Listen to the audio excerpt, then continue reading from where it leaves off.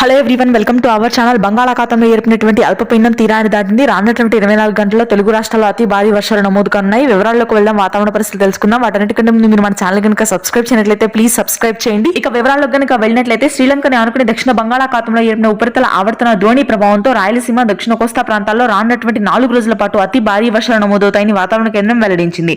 నెల్లూరు, ప్రకాశం, గుంటూరు, కృష్ణా, అదేవిధంగా రాయలసీమలోని అనంతపురం, పుట్టపర్తి, సత్యసాయి, చిత్తూరు, కడప ప్రాంతాల్లో 160 నుంచి 180 మిల్లీమీటర్ల రికార్డు స్థాయి వర్షపాతం నమోదు కానుంది. ఇక కోస్తా తీర ప్రాంతాల వెంబడి కూడా భారీ నుంచి మోస్తరు వర్షాలు నమోదు కానున్నాయి.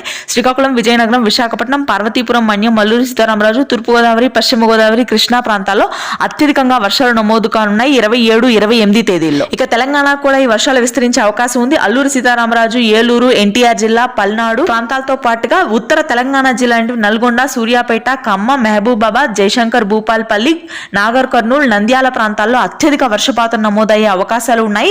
ఇక ఉత్తర తెలంగాణ ప్రాంతాల్లో మాత్రం పొడి వాతావరణం కొనసాగుతుంది. ఎటువంటి వర్షాలు నమోదు కావు. అత్యధికంగా కోస్తా తీర ప్రాంతాల్లో మాత్రమే రానున్నటువంటి 4 రోజుల పాటు అత్యధిక వర్షపాతం నమోదవుతుంది.